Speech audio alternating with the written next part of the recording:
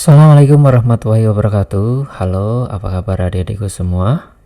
Berjumpa lagi bersama KAF. Kali ini kakak akan memberikan clue Panter Mandiri Matematika Saintek yang keempat.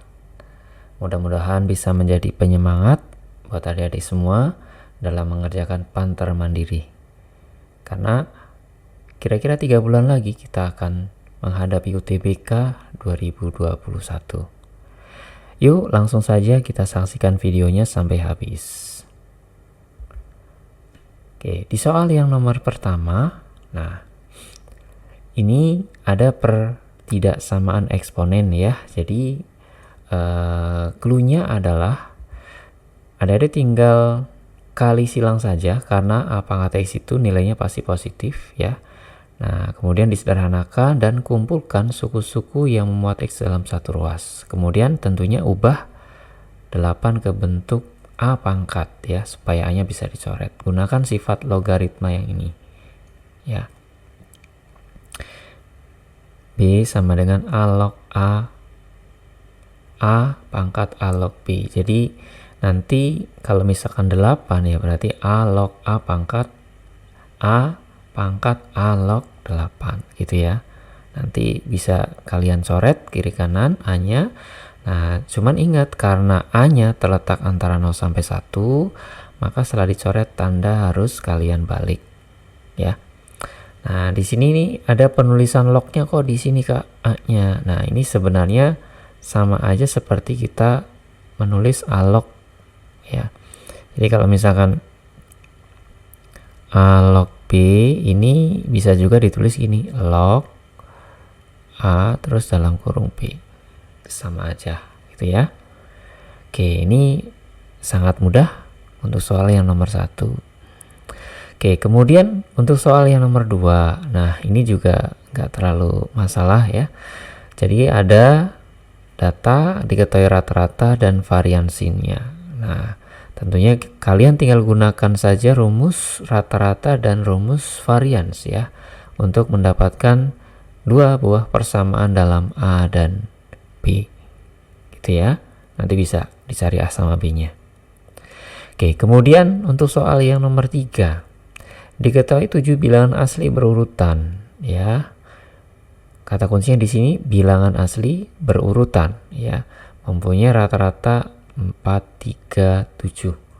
Simpangan kuartilnya berapa? Nah, karena pertanyaannya adalah simpangan kuartil, maka ini sebenarnya tidak penting ya nanti rata-ratanya. Nah, di sini kalian bisa langsung ambil sembarang bilangan asli ya, 7 bilangan asli yang berurutan gitu ya. Jadi clue-nya adalah ambil sembarang 7 bilangan asli yang berurutan, gak usah besar-besar ya. Misal 1 sampai 7 juga nggak apa-apa. Kemudian tahulah ya cara nyari Q1 dan Q3. Setelah itu tinggal dicari simpangan kuartilnya. Rumusnya setengah Q3 kurang Q1. Nah, saya kira adik-adik pasti bisa lah ini ya. Oke, berikutnya yang nomor 4. Ada suku banyak PX ya, habis dibagi X kuadrat plus 2 dan X min B. Nah, secara kebetulan ya, kalau misalkan dia habis membagi, maka pembagi tersebut disebut sebagai faktor. Nah, kebetulan di sini pembaginya adalah X pangkat 2 dan X pangkat 1. Ini kedua faktor ini kalau dikalikan jadinya X pangkat 3 ya. Nah, ini mungkin caranya akan lebih mudah ya kalau kita tinggal menggunakan kesamaan. Jadi karena Qx habis membagi Px contohnya, maka Qx adalah faktor. Nah, kemudian karena dia 2 itu faktor ya, kalian bisa langsung bentuk Px-nya dengan cara mengalihkan kedua faktornya. Kenapa harus ada A di depan? Karena persamaan di soal ini koefisien X pangkat 3-nya adalah A. Makanya kakak tambahin A. Nah, silakan dijabarkan ini, kemudian nanti samakan dengan koefisien dari soal gitu ya. Nanti akan ketemu A sama B-nya. Itu clue yang nomor 4. Kemudian untuk yang nomor 5, nah ini kalian tinggal misalkan saja ya. A log X-nya. Kemudian nanti faktorkan pertidaksamaannya dalam Y. Kemudian setelah dapat, tulis pada garis bilangan. Kemudian tentukan tanda plus atau min dari paling kanan. Kemudian tentukan HP dalam Y. Ganti Y menjadi A log X dan ubah Y yang diperoleh ke bentuk logaritma. Dengan menggunakan sifat N sama dengan A log A pangkat N. Nanti setelah kedua ruas ada A log-nya, silakan dicoret. Dan ingat, kalau keterangannya A terletak antara 0 sampai 1, baik itu eksponen maupun logaritma, kalian harus balik tandanya. Gitu ya. Nah, dan jangan lupa ya, ada syarat numerus. Nah, ini nanti ditambahin ada syarat numerus. Syarat numerus itu apakah? Nah, yang di dalam log yaitu X itu harus lebih besar dari 0. Jadi nanti hasilnya diiris sama syarat numerus ya. Hasil diiris syarat numerus.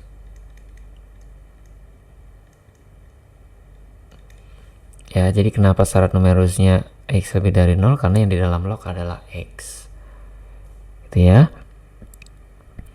Oke, untuk clue yang nomor 6. Nah, ini karena ditanya jumlah semua ordinat ya. Ordinat itu tidak lain adalah Y.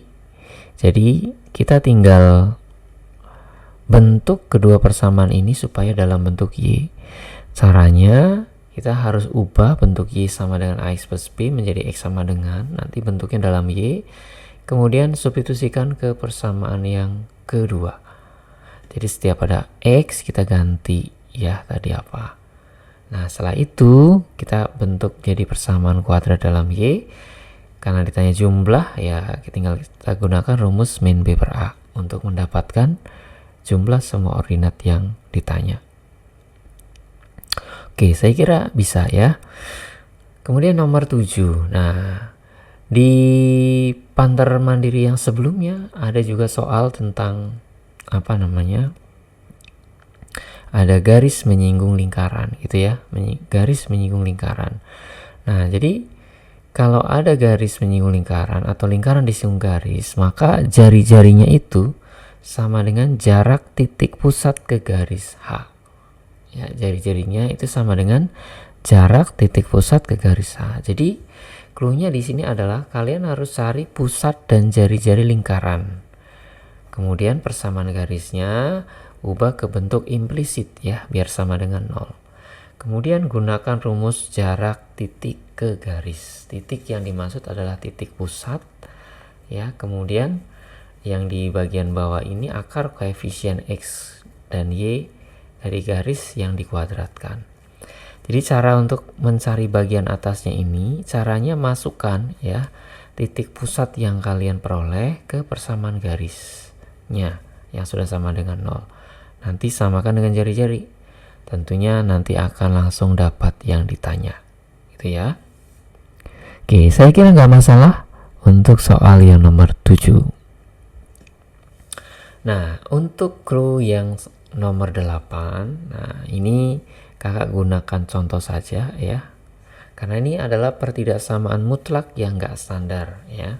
Nah, butuh cara khusus, artinya kita harus menghilangkan mutlaknya ya. Nah, bagaimana cara menghilangkan mutlaknya? Terlebih dahulu kita harus mencari batas.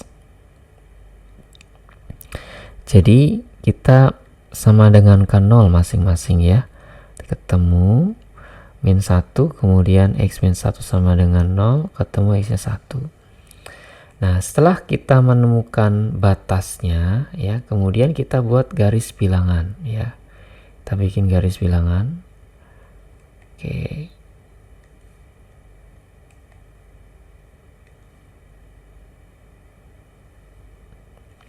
Kemudian kita bagi 2 gitu ya. Nah, ini min 1, ini 1. Nah, ini untuk yang bagian paling kanan itu dipastikan nanti semuanya plus. Untuk bagian yang paling kiri nanti semuanya min. Nah, khusus untuk bagian yang tengah, kalian nanti harus uji bilangan, misalkan X sama dengan 0 gitu ya. Nah, maksudnya sama-sama min apakah? Ini nanti semuanya jadi minus ya, jadi min X min 1 min X plus 1. Ini kan jadi kali min ya.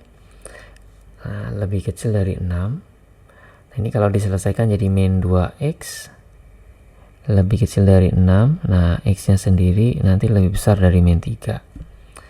Nah, min 3 kemudian kita gambarkan ya. Nah, min 3 kan di sini. Kalau lebih dari berarti arahnya ke kanan. Nah, ini harus arahnya nih. Ya, cuma sampai sini aja karena kan ini berlakunya untuk di sebelah kiri min 1. Nah, kemudian kalau yang di sebelah kanan gimana, Kak? Ya, semuanya plus, berarti tetap ya X plus 1 ditambah X min 1 lebih kecil 6.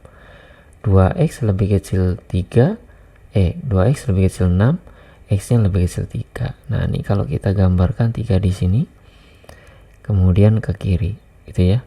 Nah, ini cuma sampai 1 doang, karena kan wilayahnya cuma di sebelah kanan 1. Nah, kemudian untuk yang di tengah ini ya, kalau kita uji X sama dengan 0, kita masukkan ke X plus 1, berarti nanti 0 tambah 1, berarti ini nanti nilainya positif. Artinya untuk X plus 1 itu nanti kita gunakan positifnya.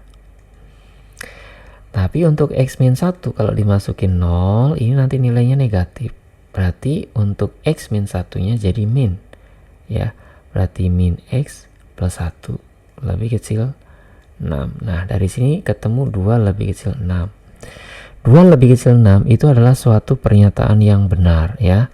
Artinya apa? Kalau dia pernyataan yang benar, maka himpunan penyelesaiannya itu semua X pada interval ini. Ya, berarti ini kita arsir semua. Nah, jadi total himpunan penyelesaiannya apa?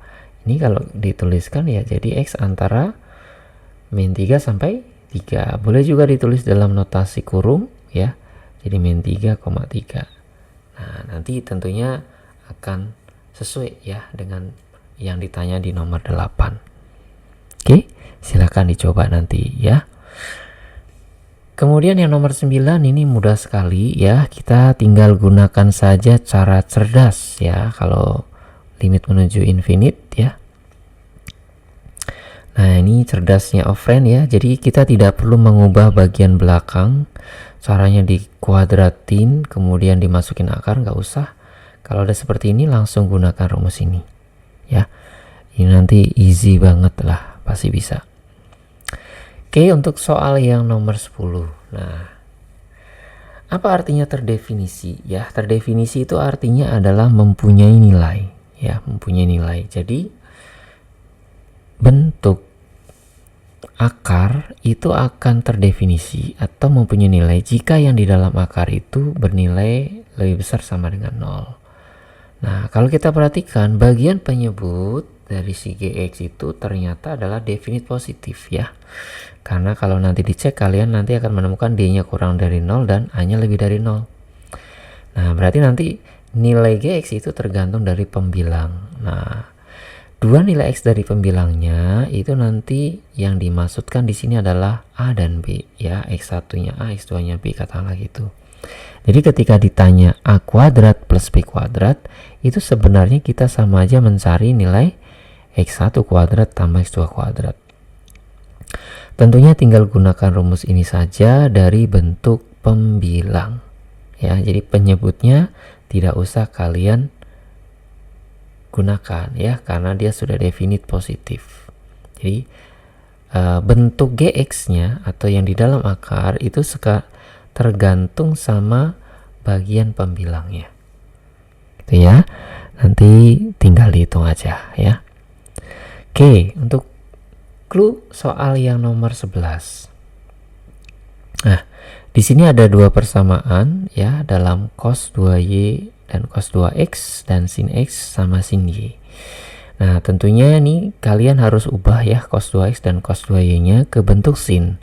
Kenapa diubah ke bentuk sin? Karena persamaan yang satunya dalam bentuk sin. Nah, tentunya kita tinggal menggunakan rumus ini aja untuk mengubah ya, 1 min 2 sin kuadrat. Setelah itu substitusikan persamaan kedua ke persamaan pertama. Ya, sin X-nya kalian tinggal ganti dengan 2 sin Y. Nanti akan diperoleh sin Y ya. Nanti akan dapat sin Y, tentunya akan dapat juga sin X. Tinggal dimasukkan. Itu ya. Nah, ini clue yang nomor 11. Tinggal kalian hitung nanti ya. Nah, untuk soal yang nomor terakhir ya, ada balok. Nah, kita tinggal gambarkan saja ya balok-baloknya ini ya. Kemudian titik P-nya. Nah, karena kita disuruh mencari sudut dua garis, kita tinggal gunakan vektor aja ya. Bentuk vektor EP dan PG ya. Nah, tentukan rumus cos alfa dengan menggunakan rumus sudut dua vektor ya, EP.PG dibagi panjang EP kali panjang PG. Nah, kalau kalian ada yang bingung ya, bagaimana Kak cara bikin vektor EP dan PG, kalian bisa tonton lagi video kakak ya, ada pembahasan atau pantar mandiri yang memuat soal tentang dimensi 3. Di situ kakak juga buatkan contohnya dengan menggunakan vektor gitu ya. Kalau pengen lebih jelas lagi silahkan lihat videonya atau tonton videonya tentang dimensi 3 tentang jarak gitu ya. Oke. Sekian dulu clue pantar mandiri matematika saintek yang keempat ya. Mudah-mudahan kalian bisa mengerjakannya dengan mudah gitu ya, karena sudah kakak kasih clue. Terima kasih. Assalamualaikum warahmatullahi wabarakatuh. Tetap semangat.